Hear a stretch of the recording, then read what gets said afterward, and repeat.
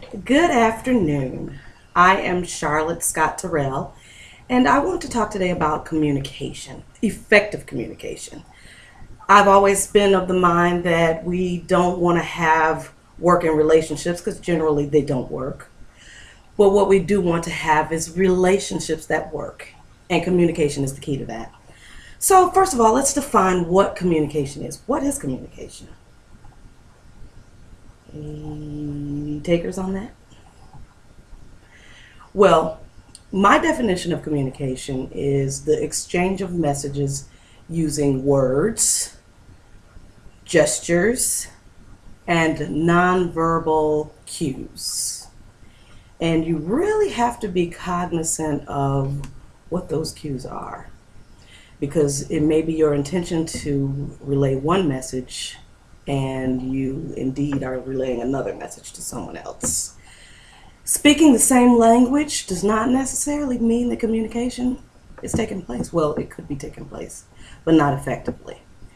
It's only effective when both parties are on the same page and have a clear understanding of what's been said, what's expected, and what the message is and what the intentions of the message are, or the messages are. Let's see. Oh, and one important key that I forgot, the key factor to effective communication is being able to identify the nonverbal cues. How do you do that?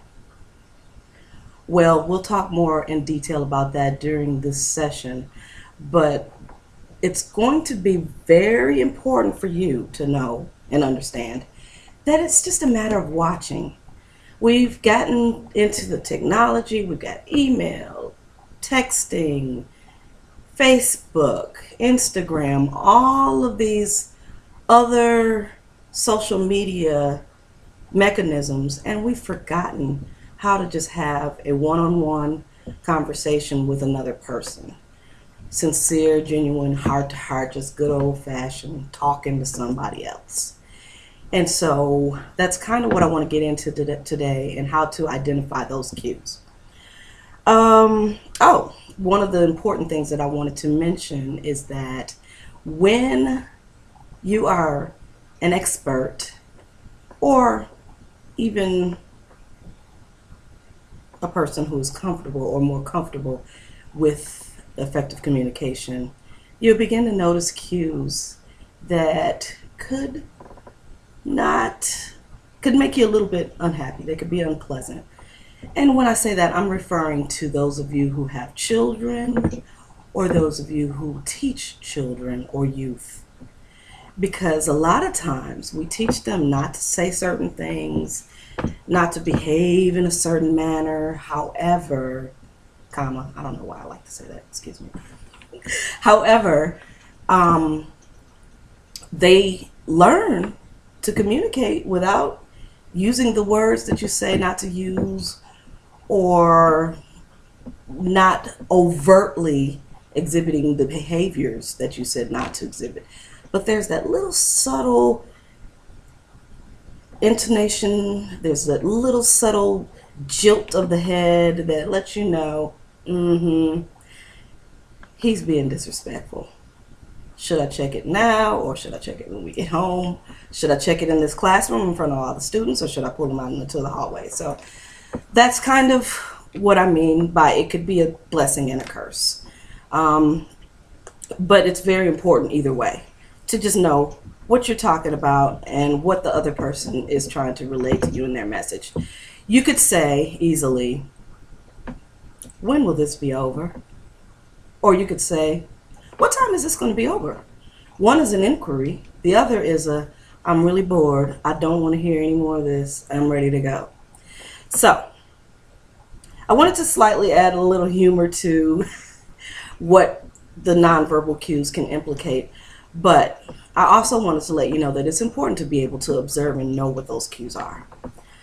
Let's explore the different communication temperaments. Well, they're the different personality temperaments.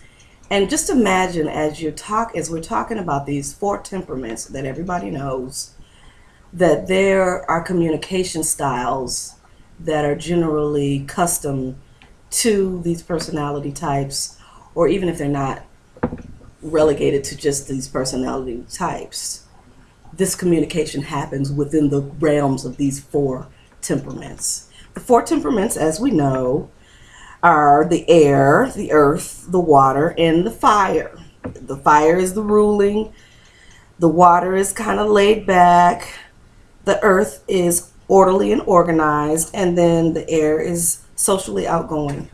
And we know those as the sanguine, which is the air, the melancholic, which is the earth, the phlegmatic, which is water, and the cholera, which is fire. I probably fall into, I can be kind of laid back. I'm a little on the shy side, as you can see. But generally, I probably would fall into the sanguine. Pretty social, don't have any difficulty meeting other people. Okay, so let's move this along. Listening skills are important, and there are 4 keys to that. You stop, you listen, you actually pay attention, and you give that person your undivided attention. You're not on your phone, you're not on the computer, you're actually taking time to stop, look, and listen. The second key element of listening is to evaluate what was said. Did she just say that X, Y, and Z? Or did you just say X, Y, and Z? You can really confirm what you're saying to the person as you're speaking with them directly. Then validate, repeating what they said. Did you actually say that lunch is at 12 o'clock as opposed to 1 o'clock today? And once you've done the confirmation, you acknowledge and react. So you acknowledge what was said, they acknowledge what was said, and you agree or disagree as to what is on, whether or not you're on the same page.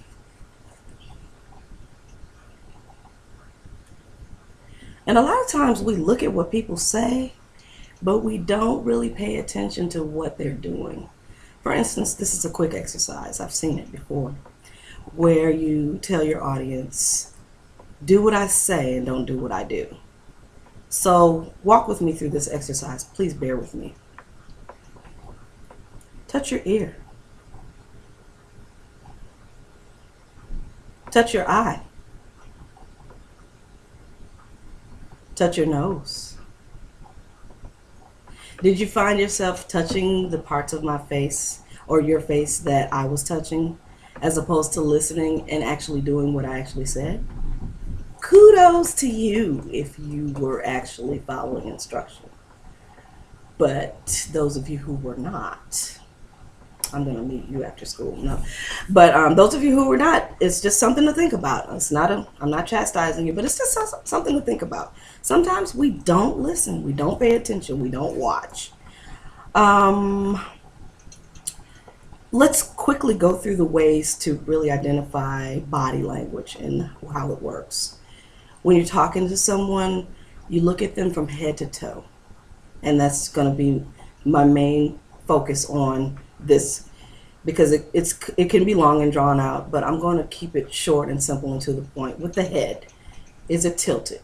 When somebody asks you a question, if they're tilting their head, there's an interest. You've piqued their concern.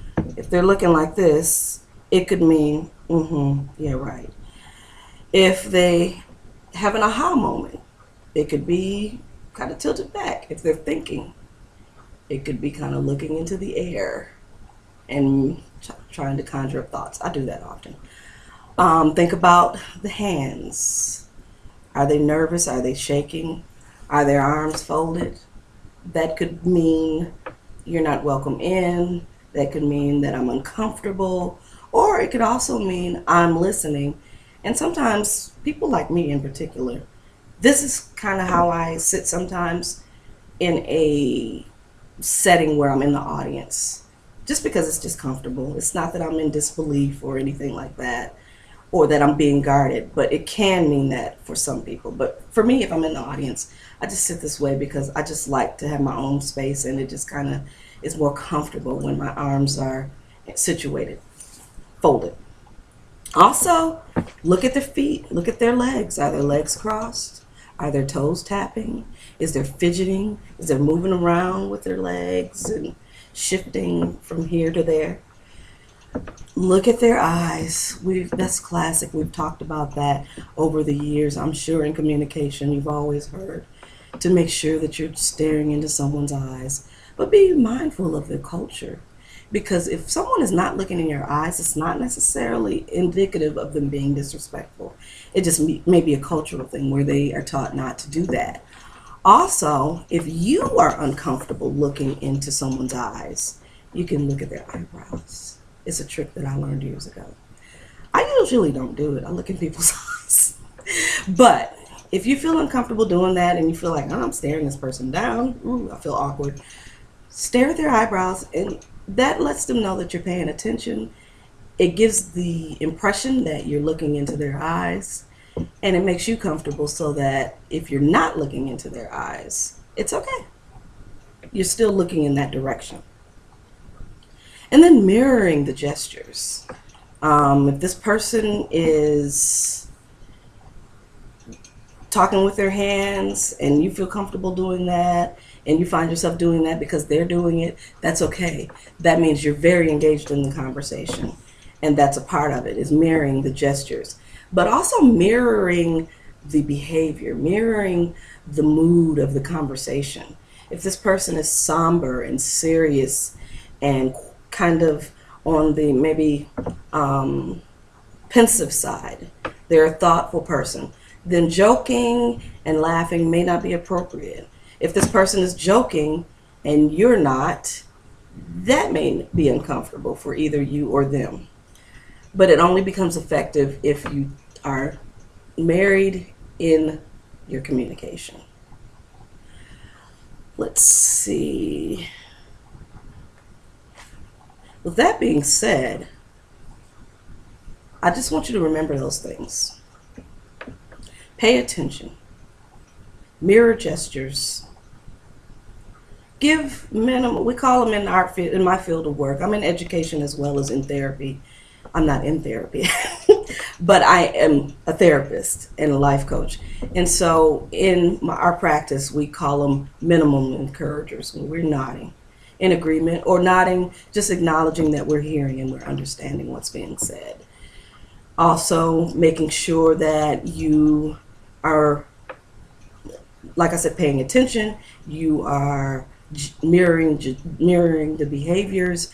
You are clear on what's being said, and you validate what's being said, and then you acknowledge your understanding. Those are the major points of communication. I wish I could have gotten more into the temperaments and how they work and how they interact with each other, but on our next session, maybe we'll talk more about personality types. Have a great day, and I look forward to talking with you soon. Again, my name is Charlotte Scott-Terrell. Take care.